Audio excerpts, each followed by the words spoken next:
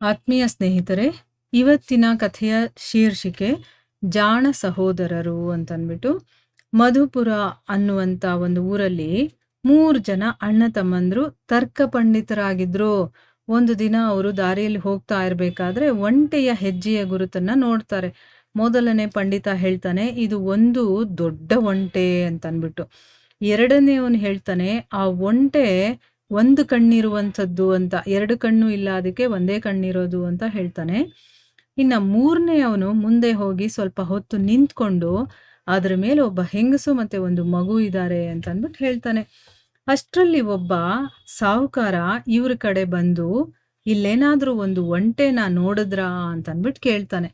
ಅದಕ್ಕೆ ಆ 3 ಜನ ಹೌದು, ಒಕ್ಕಣ್ಣಿನ ಒಂಟೆ ಮೇಲೆ ಒಬ್ಬ ಹೆಂಗಸು ಮತ್ತೆ ಮಗು ಹೋದ್ರು ಅಂತಂದ್ಬಿಟ್ಟು ಹೇಳ್ತಾರೆ.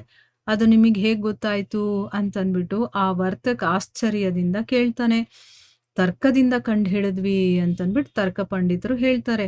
ತರ್ಕವಂತೆ ತರ್ಕ, ಇವರೇ ನನ್ನ ಹೆಂಡತಿ ಮತ್ತೆ ಮಗುವನ್ನ ಮುಚ್ಚಿಟ್ಟಿರ್ಬೇಕು ಅಂತಂದ್ಬಿಟ್ಟು ಅವನು ತಗಾದೆ ಹೂಡಿ ಇವರನ್ನ ರಾಜನ ಆಸ್ಥಾನಕ್ಕೆ ಕರ್ಕೊಂಡು ಹೋಗ್ತಾನೆ. ಅಂದ್ರೆ ಇವರೇ ನನ್ನ ಮಗು ಮತ್ತೆ ಹೆಂಡತಿಯನ್ನ ಕದ್ದು ಮುಚ್ಚಿಟ್ಬಿಟ್ಟಿದ್ದಾರೆ ಅಂತಂದ್ಬಿಟ್ಟು ದೂರು ತಗೊಂಡು ಹೋಗ್ತಾನೆ ರಾಜನ ಆಸ್ಥಾನಕ್ಕೆ. ಇವರು ಎಷ್ಟು ರೀತಿಯಿಂದ ಕೇಳ್ಕೊಂಡ್ರು, ನಮಗ್ ಗೊತ್ತಿಲ್ಲ, ನಾವ್ ಯಾರು ಆ ಒಂಟೆ ಹೆಂಗಸು ಅಥವಾ ಮಗುವನ್ನ ನೋಡಿಲ್ಲ ಅಂತ ಹೇಳಿದ್ರು ಕೂಡ ಆಸ್ಥಾನದಲ್ಲಿ ಯಾರೂ ನಂಬಲೇ ಇಲ್ಲ.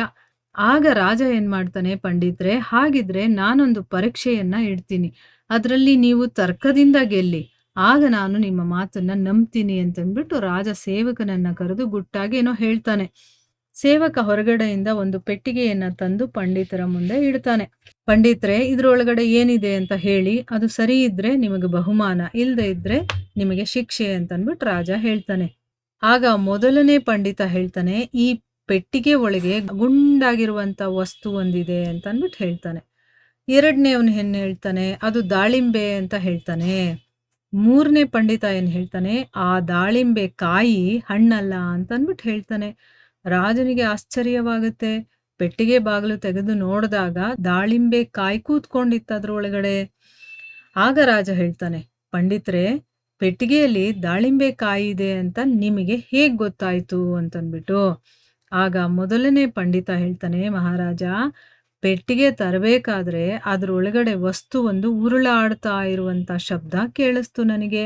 ಸೊ ಪೆಟ್ಟಿಗೆ ಖಾಲಿ ಇದ್ದು ಒಳಗಡೆ ಗುಂಡಗಿರುವಂತ ವಸ್ತು ಒಂದಿದ್ರೆ ಮಾತ್ರ ಅದು ಉರುಳಾಡಬಹುದು ಅಂತ ನಾನು ಊಹೆ ಮಾಡಿದೆ ಅಂತಂದ್ಬಿಟ್ಟು ಹೇಳ್ತಾನೆ.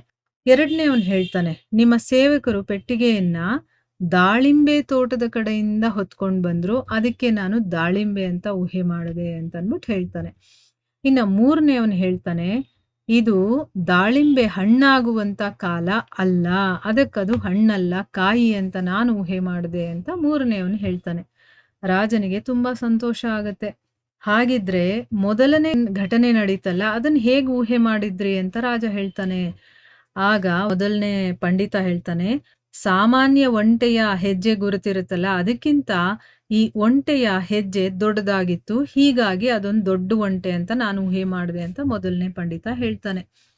ಎರಡನೇವನು ಹೇಳ್ತಾನೆ, ಒಂಟೆ ಒಂದೇ ಕಡೆ ಮೇಯ್ತಾ ಹೋಗಿತ್ತು, ಅದರಿಂದ ಅದು ಒಂದು ಕಣ್ಣಿರಬಹುದು ಅದಕ್ಕೆ ಅಂತ ನಾನು ಆಲೋಚನೆ ಮಾಡಿದೆ ಅಂತ ಹೇಳ್ತಾನೆ.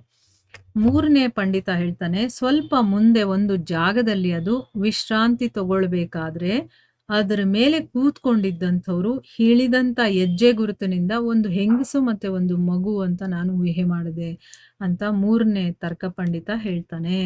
ರಾಜ ಅವರ ತರ್ಕವನ್ನ ಮೆಚ್ಚಿ ಬಹುಮಾನವನ್ನ ಕೊಟ್ಟು ಅವರನ್ನ ಸನ್ಮಾನ ಮಾಡ್ತಾನೆ ಅನ್ನೋದು ಇದು ಕಥೆ. ಹರೇ ಕೃಷ್ಣ.